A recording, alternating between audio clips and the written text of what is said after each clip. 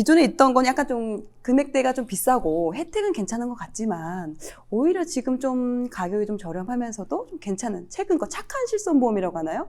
요걸로 좀 바꿔야 될지 좀 고민하는 분들도 좀 계실 것 같은데 어떻게 보시나요? 제 기준으로 설명을 드리자면 우선 디스크 질환이 있느냐 없느냐를 기준으로 갈아타라, 유지해라를 주로 권유를 드리는 편인데 네네. 저도 디스크 쪽이 좀 안 좋아서 한 2년 전까지만 해서 3번 정도의 수술을 받았어요. 목 2번 받았고 허리 1번 받았고 이제 그런 과정을 겪다 보니까 이 병원비가 장난이 아니더라고요. 그쵸. 거의 매년 1, 2천만 원씩은 그냥 나갔던 것 같아요.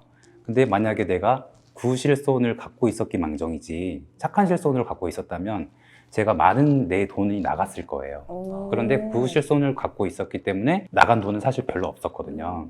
실제로도 3세대 착한 실손 보험을 보면 이 디스크 쪽 비급여 치료가 별도의 한도로 관리가 되기 때문에 사실상 1, 2세대의 보험 대비해서 보장이 되게 줄어드는 편이에요. 다른 부분들도 물론 줄어들긴 하지만 그 부분들이 뭐 엄청나게 타격이 있을 만큼 줄어들지는 않기 때문에 본인이 물론 디스크가 앞으로 있을지 없을지 예측은 못하겠지만 물론 가족력이라든지 좀 근무하는 환경이라든지 이런 것들 고려하셔서 좀 디스크 쪽이 염려가 된다라고 한다면 아무리 지금 보험료가 비싸더라도 유지하는 것을 좀 권장을 드리는 편이고 나는 좀 사무 환경에서 일하고 뭐 우리 가족력도 없고 허리 튼튼해 뭐 이러신 분들도 사실 있잖아요. 팔팔한 사람들이라면 굳이 비싼 보험료 내고 1, 2세대 보험이 좋다고 하더라도 내가 타먹어야 좋은 보험이잖아요. 그래서 그런 염려가 없으신 분들은 전환하셔도 된다 이렇게 주변 사람들에게 안내를 드리는 편입니다. 그리고 이제 주변 사람들이 절대로 뭐 1세대, 2세대 보험은 갈아타면 안 된다 이렇게 말들도 많이들 하세요. 좋은 보험이기 때문에. 그런데 아까도 말씀드렸다시피 아무리 좋은 보험이더라도 내가 타먹을 수 있어야지 진짜 더 좋은 보험이거든요. 그렇기 때문에 무조건 안 갈아타는 게 좋은 게 아니라 내 건강 상태에 따라서 갈아탈 수도 있어야 된다라고 말씀을 드리고 싶습니다. 그 옛날 실손이랑 요즘 나오는 착한 실손이랑 구분되는 기준이 뭐예요? 가입 연도입니다. 네, 언제를 기준으로? 제가 영상으로도 설명을 드렸는데 제가 정확한 날짜는 기억이 안 나는데 그 금융위에서 발표를 해요. 그래서 올해 7월부터는 이제 4세대 실손보험으로 바뀌거든요. 그래서 뭐 17년도 매돌까지는 1세대, 그리고 뭐 19년도 매돌까지는 2세대, 뭐 지금까지 가입되는 거는 3세대, 뭐 이런 식으로 연도별로 기준이 있다고 보시면 되겠습니다. 그러면 내가 만약에 내가 지금 옛날 실손인지 아니면 착한 실손인지를 구분하기 위해서는 내 가입 연도하고 찾아보면 되겠네요. 네, 맞습니다. 네. 그렇다면 만약에 아직 그 실손을 안 넣으신 분 같은 경우는 지금 현재 판매되고 있는 게 3세대고 또 앞으로 4세대가 나온다고 하셨잖아요. 그럼 아직 안 넣었기 때문에 이 3세대를 할지 아니면 좀 기다렸다가 4세대를 해야 될지 어떤 게 나한테 좋은지 또 판단하기가 어려울 수 있을 것 같거든요. 네, 한 가지 이제 조언을 드리자면 3세대에서 4세대로 갈아타는 건 가능을 해요. 근데 4세대에서 3세대로 갈아타는 건 안 돼요. 역으로는 안 네. 된다. 네, 그래서 1세대에서 3세대로 가는 것도 가능하고 역으로는 안 돼요. 왜냐하면 역의 세대의 보험들이 좋기 때문에. 네, 그렇기 때문에 3세대 실손 같은 경우는 사실 보험료가 굉장히 저렴해요. 뭐 20, 30대 같은 경우는 10,000원대면 가입을 할 수 있거든요. 그렇기 때문에 3세대를 우선 가입을 해놓고 일단은 네, 4세대가 나오면 그때 갈아타셔도 괜찮다라고 저는 말씀을 드리고 싶습니다. 왜냐하면 4세대 같은 경우도 3세대도 안 좋아졌는데 4세대는 더 안 좋아져요. 그리고 또 특징이 제가 자료를 봤는데 지금 보험료 같은 경우는 다 같이 움직이거든요. 그러니까 나도 오르면 너도 오르고 다 같이 오르거나 다 같이 내려가거나 하는데 4세대 같은 경우는 이제 자동차 보험처럼 내가 많이 타먹은 만큼 나는 많이 오르고 나는 적게 타먹었다면 오히려 깎일 수도 있고 이제 개인형이 이제 적용이 되는 보험이 4세대라고 보시면 되는데 우선은 3세대를 갖고 있어야지 갈아탈 수 있으니까 3세대를 먼저 가입하시는 것을 권장을 드리는 편입니다. 또 실비보험 다음으로 또 요즘 또 암보험도 관심이 상당히 많으세요. 근데 이 암보험을 환급형으로 할지 아니면 좀 보장형으로 할지 이 부분에 대해서도 좀 판단을 하는데 도움이 되는 말씀 해주시면 좋을 것 같아요. 사실 이 부분에 대한 정답은 없어요. 뭐 아실 수도 있는데 보장형부터 가면 내가 뭐 2만 원씩 줄 테니까 내가 암 걸리면 3천만 원 너가 나한테 줘. 그 대신 2만 원 너 다 가져. 이게 사실 보장형인 거죠. 이게 보장형이라고 보시면 되고 뭐 환급형은 내가 뭐 월 7만 원씩 줄 테니까 암 걸리면 똑같이 3천만 원 줘. 그 대신에 1, 20년 후에 한 70%는 돌려줘. 약간 이런 조건들이 있는 게 환급형이라고 사실 쉽게 이해하시면 되세요. 그래서 장단점이 있는 거죠. 물론 매월 나가는 돈이 달라지는 거긴 하지만 보험은 보험으로 끝나야 된다고 생각을 해요. 대부분의 사람들이 아까워서 이제 보험에 투자나 적금 성격을 사람들이 넣기 시작하기 때문에 이제 그게 욕심이 되는 거죠. 아까워하고 보장도 받고 싶고 돌려받고도 싶고 그렇다 보니까 이제 월 보험료가 높아지는 거예요. 왜냐하면 저희가 암보험만 가입할 것도 아니고 나중에는 뭐 연금보험도 들어야 되고 뭐 치매보험도 들어야 되고 생명보험도 들어야 되고 다 환급형으로 들어버리게 되면 금액이 이 커져 월 버리죠. 금액이 엄청나게 커집니다. 그래서 저 같은 경우는 그냥 보험비는 내가 위기 상황에 놓였을 때 지원을 받을 수 있는 그냥 소모 비용으로 생각을 하는 편이기 때문에 보장성을 주로 주변 사람들에게 추천드리는 편입니다. 보통 좀 어르신들이 특히 저희 엄마도 무조건 환급형으로 하시려고 하더라고요. 네. 뭔가 내가 돈을 넣었으면 걸리든 안 걸리든 이걸 받아야 된다는 그런 게 좀 있으셔가지고. 그러니까 우리나라 분들 뭐 다 마찬가지겠지만 인간인 이상 그 원금 보존에 대한 강한 욕망이 맞아. 있어서 예, 그래서 저축성을 많이 하시는데 말씀하신 것처럼 이제 보장성은 내가 들어가는 월 불입 비용이 줄어드는 장점이 있으니까 그거를 잘 활용하시면 좋지 않을까라는 생각이 저도 드네요. 네. 갈수록 또 보장형으로 많이 또 하시더라고요. 젊으신 분들 같은 경우는. 그렇다면 또 이제 운전을 하다 보면 자동차 보험을 또 이제 필수로 넣어야 되는데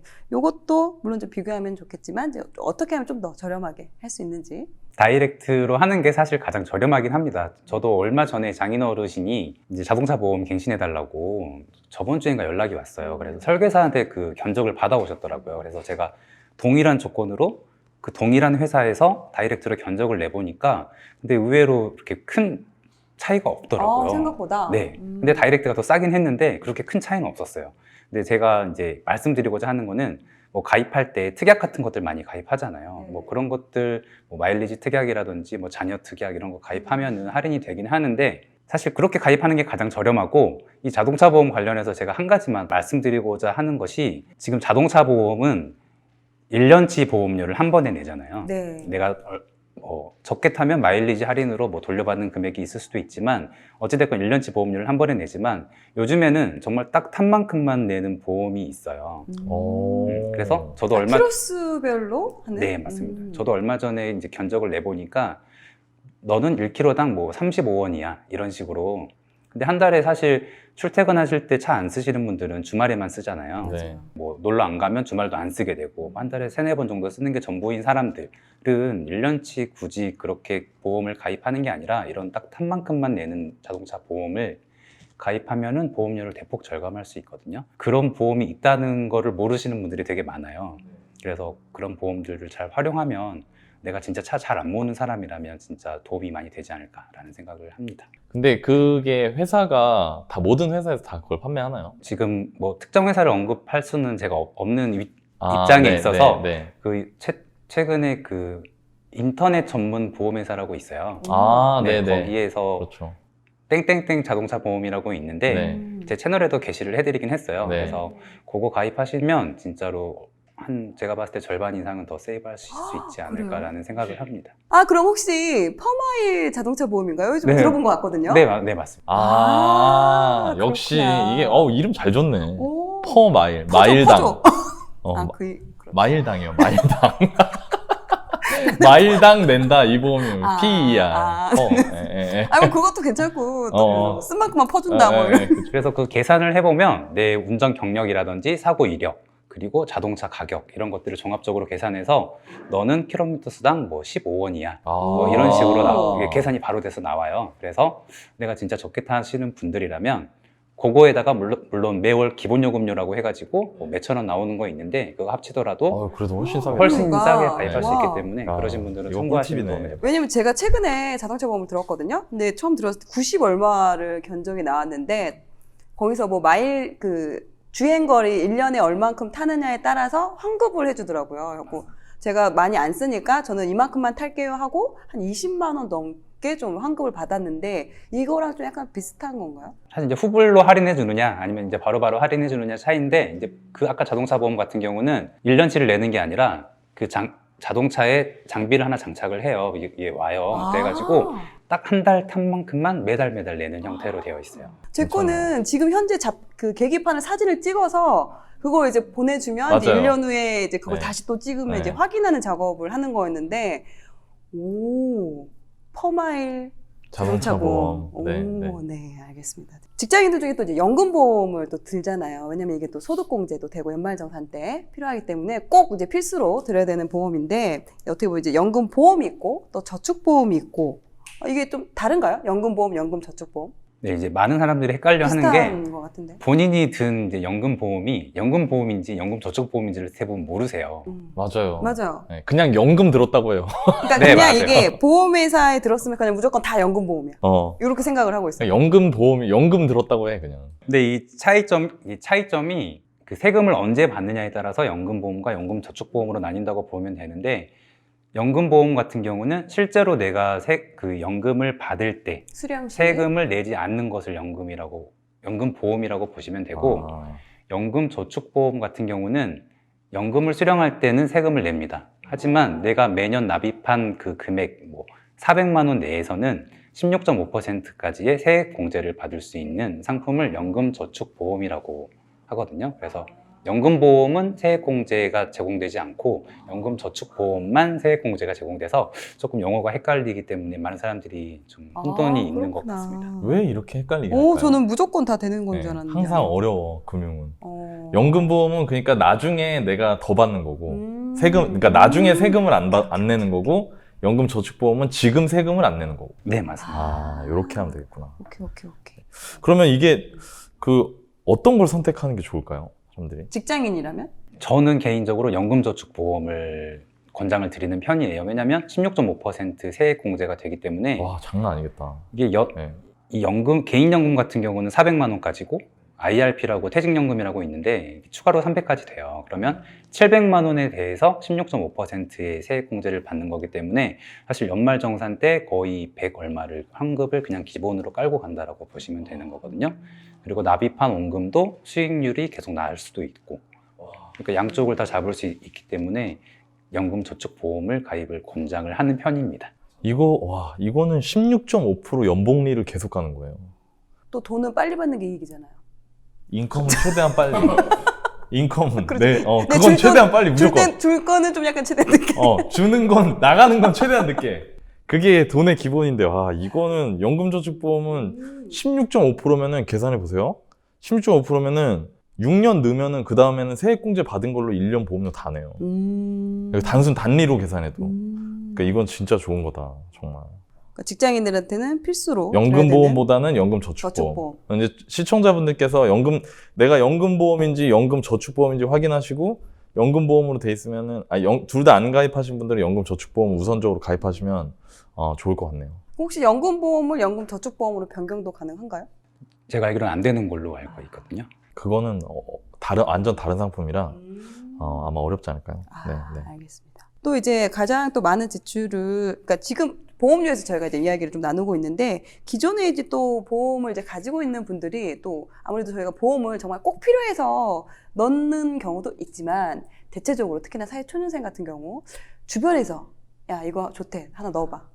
아니, 또 아는 분이 와서 야 이거 하나 넣어. 원래 이거 다 있어 다. 너만 없어. 막 이렇게 얘기하면 혹해서 이렇게 하나씩 가입하게 되는 경우가 있는데, 그러면 이걸 좀 어느 정도 좀 정리를 하는 필요가 있잖아요. 좀 더 계속 가져가는 것보다 이렇게 포트폴리오를 이렇게 좀 구성할 때 어떤 부분을 좀 더 중점적으로 보고 정리를 해야 될지. 뭐 뉴스라든지 이런 거 보면 뭐 갖가지 질병이라든지 사고로 이제 죽는 사람들도 많고, 주변에서도 막 나 이거 가입했는데 너도 들어, 뭐 좋아, 이런 꼬임들이 있잖아요. 그래서 막 우선 가입하게 되고 이러는데, 제가 이제 봤을 때는 거의 20대, 뭐 30대 초중반까지는 실비보험 하나면 저는 충분하다라고 보고 있는 편이고, 물론 30대 후반까지도 실비보험 하나면 충분하다라고 보는 편입니다. 그리고 이제 40대가 진입할 때쯤 되면 뭐 안보험 하나 정도, 그리고 40대 후반, 50대 되면 뭐 치매보험이라든지 생명보험, 그때부터 준비하셔도 되는데, 많은 사람들이 불안해서 사실 20대 후반이라서 30대 초반부터 보험을 막 가입하기 시작해요. 그러면 많은 금액들이 이제 묶이게 되는 거잖아요. 날아가게 되는 거고. 그래서 좀 아깝긴 한데, 물론 개인별 건강 상태에 따라 다를 수도 있지만 세대별로 하나 정도씩만 가입을 늘려나가는 것을 권장을 드리는 편입니다. 제가 20대 때 신입사원 때 그 보험 엄청 든 동기가 있었어요. 걔가 막 전문가. 얘기를 하는 거예요. 그래서 제가 야 운동을 해. 제가 야 너 100kg 넘어 지금. 야 뭐 몸이 아니 옆에서 나한테 초코파이하고 초코우유를 다 같이 먹어. 얘는 그걸 어떻게 같이 먹어 그걸. 초코파이하고 초코우유를 같이 먹으면서 막 나한테 보험 막 10개 들라고. 야 너 운동해 운동. 너 지금 그럴 때가 아니라 너 운동할 때야. 제가 막 그랬었거든요. 근데 진짜 이게 왜냐면 돈이 너무 많이 묶이니까. 맞아요. 보험료를 월급이 300만 원인데 보험료 막 100만 원씩 내니까. 근데 그런 사람이 생각보다 많아요. 네, 많아요. 맞아요, 생각보다 맞아요. 많아요. 근데 이게 이 보험료를 한번 내면은 이게 돈이 또 해지할 때 막 돈 까이잖아요. 그러니까 그것 때문에 또 해지 못 해요. 원금.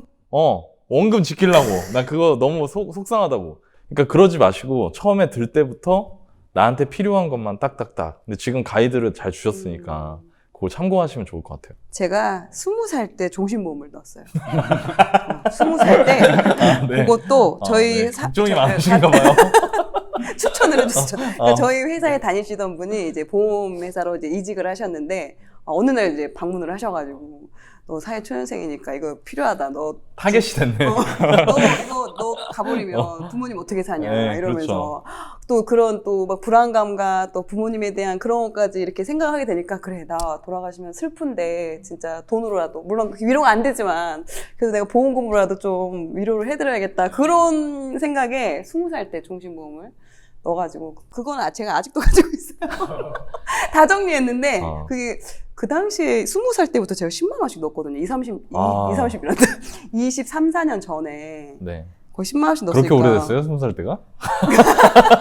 나이가 딱 나가네요. 네. 네. 23, 4년 전에 넣었더니 근데 이게 은근히 또 혜택이 많아서 그냥 가져가고 있습니다. 그리고 또 이제 개인연금, 또 이제 퇴직연금에 대해서는 어느 정도 이제 알고 있고 또 퇴직연금은 내가 어떻게 할 수 있는 부분이 아니고 개인연금이 이제 개인적으로 느니까 알 수는 있는데 특히 또 주택연금 같은 경우는 실제적으로 그렇게 많이 활용하는 분이 그렇게 많지는 않아요. 아직까지는. 가입은 하셨겠지만 관심은 진짜 많으시더라고요. 근데 실제적으로 그러면 주택연금에 대해서 좀 소개를 좀 해주시면 좋을 것 같아요. 60세 이상이신 분들이 은퇴를 하고 나이가 먹게 되면 소득이 없어지잖아요. 그러면 집은 있는데 이제 당장 살 돈이 없으신 분들을 위해서 집을 담보로 국가에서 죽을 때까지 이제 어느 정도의 일정 금액을 지원해 주는 제도라고 보시면 돼요. 내가 죽을 때까지 받은 그 금액하고 이제 내가 죽게 되면 그 집을 이제 정부에서 팔 거잖아요. 네. 그 집을 팔았을 때 가격, 그러니까 내가 받은 금액이 그 집을 팔았을 때 가격보다 적었을 때 그럼 내가 손해인 거잖아요. 그쵸. 네. 그럼 그 차액금은 이제 상속이 되는 거예요, 내 아래한테. 네. 그러면은 그냥 나라가 다 가져가는 게 아니라 네. 야. 왠지 그것 때문에 안 하는 분들도 있으실 아니 거거든요. 이런 분들이 진짜 많아. 이게 엄마랑 아버지들은 다 그래도 이거 하나밖에 없는데. 맞아. 아니 왜냐면 집 하나밖에 없는 데 많거든요. 맞아요. 그냥 이거 하나밖에 없는데 내가 이것까지 다 빼먹고 너네한테 이것도 못 물려주는 건 싫다. 내가 지금 고생해도. 그 또 부모 마음이 또 그렇잖아. 그래가지고 그것 때문에 안 하시는 분들이 많은데 실제로 내가 손해본 만큼은 상속이 된다. 네, 상속이 되고 있어요. 아 대박이네 이거. 그리고 한 가지 더 이점은 내가 받은 금액이 판 금액보다 많았을 네, 그럴 경우도 있잖아요. 또 뺏어가는 거 아니에요? 그럴 경우에는 뺏어가지 않고 내 거가 되는 겁니다. 이거는 뭐 너무 좋은 제도네. 재테크인데요. 재테크네. 이거 너무 옵션으로 재테크로. 옵션 거는 건데 이거 나한테만 유리한 거잖아. 손해날 적게 게 없지. 받으면 그렇지, 그죠 손해날 게 없는 없지. 거지. 적게 받으면 그 차익만큼은 자식한테 가고 많이 받으면 토해내지 않고 그냥 내 거.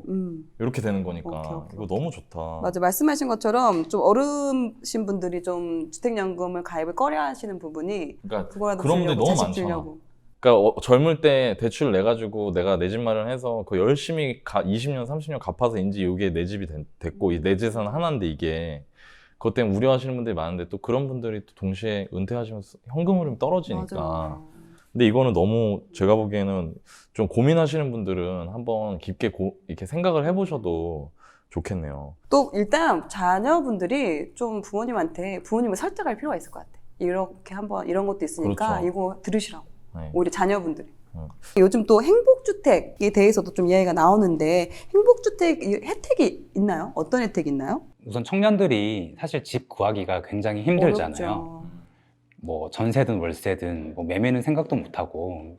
근데 이 행복주택이라는 것은 국가에서 이런 아파트 같은 거를 지어서 임대를 해주는 거예요. 그러니까 주변 시세가의 한 60에서 70% 정도 가격으로. 오. 네. 그래서 그 대상자를 선정을 할 때 물론 대상 기준들이 있어요.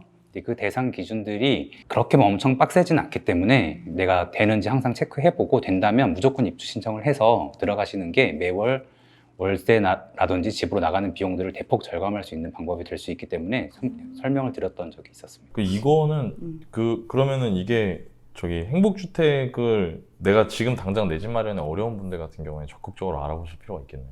네, 맞습니다. 보통 대학생이라든지 뭐 신혼부부, 뭐 청년 이렇게 지원할 수 있는 그룹핑이 한 4가지 정도로 되어 있어요. 그래서 자기 그룹핑이 맞다면 지원을 할 수 있고 뭐 나이 조건, 소득 조건이 있긴 한데 아마 사회초년생이라든지 학생 정도면은 쉽게까지는 아니지만 그래도 지원해볼 만한 제한들로 되어 있기 때문에 행복주택 검색해보시면 아파트 매물도 쭉 나와 있거든요. 그래서 자기 위치랑 좀 파악해서 지원해보시면 될 것 같습니다.